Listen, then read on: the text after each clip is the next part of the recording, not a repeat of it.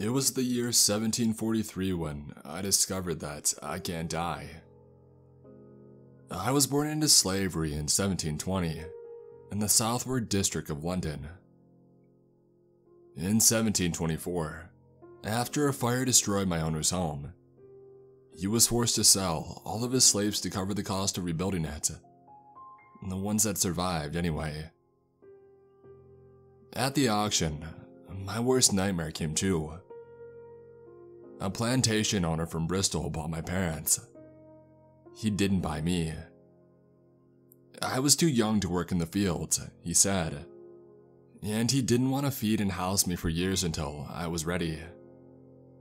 So, amidst much screaming and fighting, my parents were loaded onto a wagon and taken away, while I stayed there. I never saw him again. Things could have turned out worse. I could have been bought by someone with fewer compunctions about child labor. Fortunately, I was bought by a 50-something woman named Imogene Harris. She wasn't a plantation owner or anything like that. Her husband died and both of her sons had enlisted in the Royal Navy, and she just wanted some company. Living with her, I felt something resembling happiness.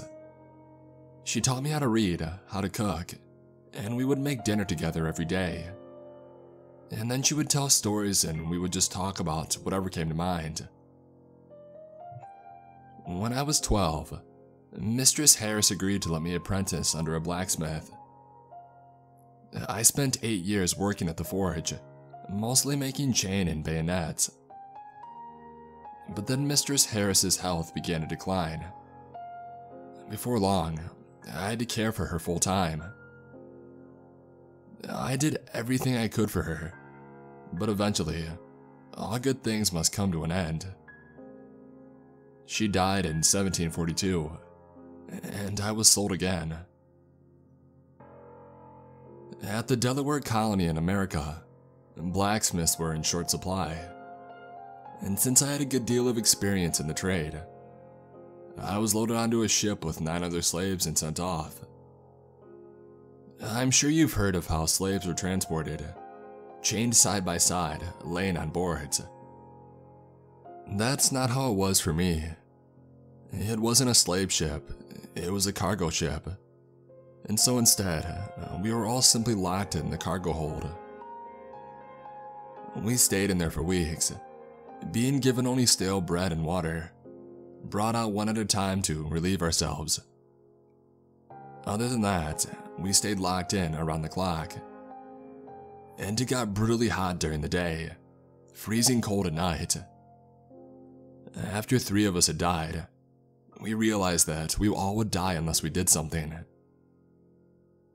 Every day at noon, the crew would bring us bread and water. 2 men would stand by the door, armed with muskets, while another man would hand out the food. The plan was simple. All of us would simply rush them when they came in, take their weapons and take control of the ship.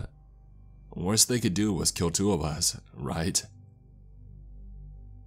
The time came.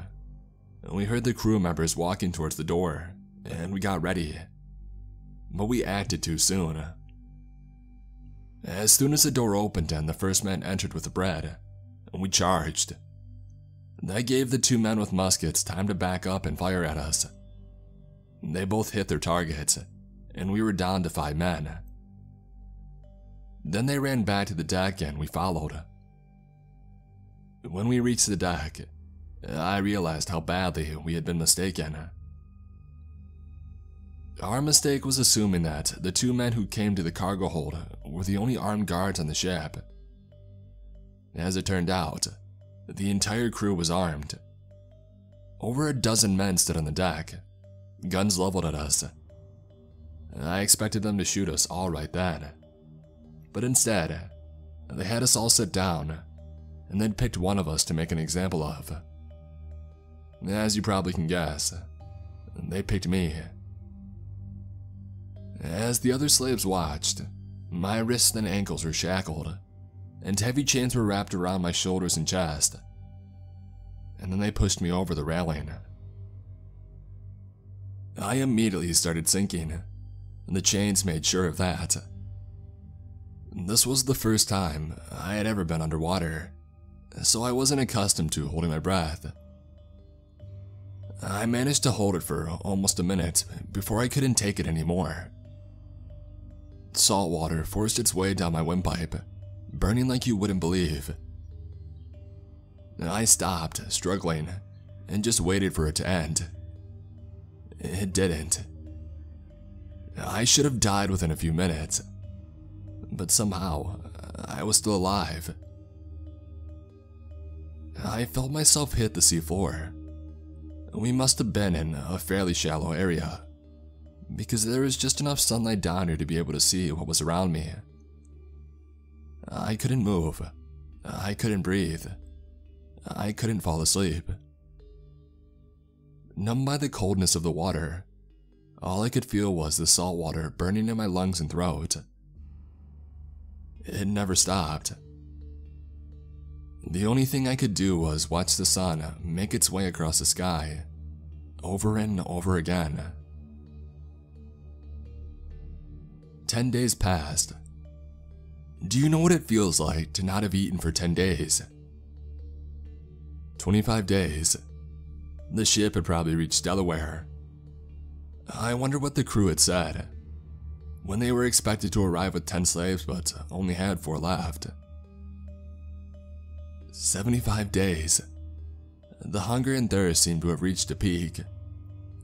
That's good, I guess. 200 days. I thought that I would waste away from hunger and eventually be able to slip free. But no.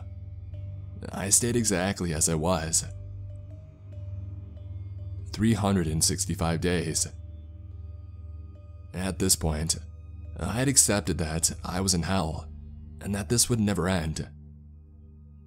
This was my punishment for cursing God after Mistress Harris had died. 500 days. I wish that she never had bought me. She's the reason that I was at the bottom of the ocean. She always acted kind and treated me like a son, but she never bothered to set me free. If she had, none of this would have happened. She was just as bad as the rest of them. 1,000 days. By this point, I had stopped thinking about the past. There was no point. I was here and I would be here forever. All I did was count. 2,000 days. 5,000 days. 10,000. 50,000. 96,729. Something new happened. I could make 2 shapes moving in the water above me. It wasn't fish, and they tended to avoid me. No, these were the shapes of people. What were they doing this far out to sea? I had no idea. But I knew that if I got their attention, perhaps they could set me free. And so I started thrashing, and I stirred up a sizable cloud of dust. It worked. The shadows started coming closer, until I could make out their features. It was 2 women, wearing what I now understand was scuba gear. When they realized what they were looking at, they both grabbed a hold of me and began lifting me to the surface. It took a while, mainly due to the weight of the chain set still wrapped around me. Finally, we reached the surface, and I drew breath for the first time in over 250 years. After so long in darkness, being in the bright sunlight was unbearable. I kept my eyes squeezed shut, but that didn't make much of a difference. One of the women called out to someone. I heard a splash, and a few seconds later, I'm being pulled through the water. And then they hauled me up onto a hard surface. I spent the next few minutes coughing up water and more than a little bit of blood. The air burned my lungs almost as bad as the salt water had. Eventually, I opened my eyes. I saw that I was on a boat, but this was nothing like any boat that I had ever seen. Shiny and white, it sped through the water, despite having no sails, towards land in the distance. There wasn't even anyone steering. The two women were sitting with a man talking. I overheard bits of what they were saying. The radar isn't showing any other boats for at least 10 miles. How did he get down there? Did you see how bad those chains are rusted? He had to have been down there for years for them to get like that. You know how stupid that sounds, right? They kept talking for a while. I stopped listening. I was too busy enjoying the feeling of fresh air in my lungs again. And then I was interrupted by one of the women kneeling down next to me. She started sawing at the chains with a knife. Thanks to the rust, she finished in short order, and I could move again. As she stood and began talking to her companions again, I found myself staring at her bare calf. I had stopped feeling the hunger at some points while I was underwater. It had become a constant, like breathing was for most people. But as I lay there looking at her soft, exposed leg, it all came roaring back. A horrible, aching emptiness that was impossible to ignore for another second. I grabbed her ankle and I sank my teeth into the flesh. She screamed, and the other two screamed as I ripped a chunk of her leg free and I swallowed it. At the time, it was the best thing that I had ever tasted. But it wasn't enough. I pulled her to the floor and I bit again, this time at the neck. And just then, I heard 3 loud bangs, and pain exploded in my side and arm. I look up, and the man is aiming a gun at me. Those bullets hurt, sure, but they couldn't kill me any more than the water could. When he saw that I was still alive, he charged me and he started forcing me towards the back of the boat, towards the water. Seeing that, and with the kind of strength only terror can grant you, I managed to throw the man into the water. The woman I didn't bite, apparently not wanting to be alone with me, tried to jump after him. But I grabbed her and I shoved her away from the rail. She fell backwards and her head struck the corner of a chair. Blood started seeping from the wound, and she didn't move anymore after that. With nothing else to interrupt, I started eating again. After 5 bites, I vomited. Bloods and bits of flesh landed on her cooling body. But the hunger couldn't be controlled. I kept eating, vomiting several more times before I was finished with the first girl. I paced myself on the other one. She hadn't died yet, just got knocked unconscious, and so she was still warm. I didn't finish her. The hunger had been satisfied enough that I was able to stop. The magnitude of what I had just done began to dawn on me. I had killed those 2 women, and the man would probably die in the water. If I wasn't damned before, I surely am now. But God had turned his back on me long ago. Why should I follow his commandments after what he put me through? I started searching around the boat. I found several jugs of water, all of which I drained, and a bag of clothes. I'm guessing they belonged to the man.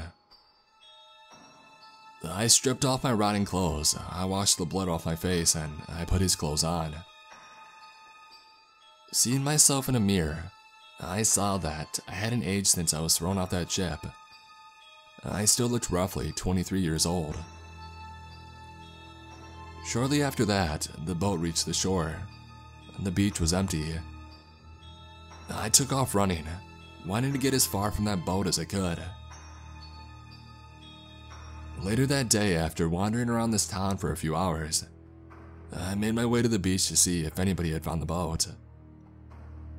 As I got near, I saw a crowd gathered nearby, and lots of flashing red and blue lights.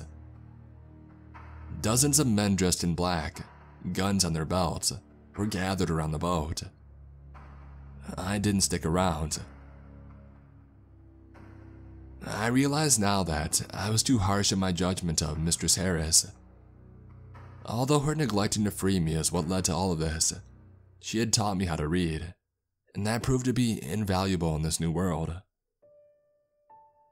I spent the majority of my time at the library, learning about how the world had changed over the centuries, every advancement that we had made. Most people take for granted how amazing technology has come. We can talk to people on the other side of the world in real time. When I was a child, it would take months to get a message that far. I often think about the fact that I'm never going to die. Sometimes that thought thrills me. I'll get to see what the world will be like hundreds of years from now. But other times it horrifies me. I'll never be able to have a lasting relationship. My partners would grow old and die, and I wouldn't. What if some disaster wipes out all life on this planet, and I'm alone on a dead world forever? I'm not sure what I'll do to occupy my time forever, but one thing I know for certain, I'm never going in the ocean again.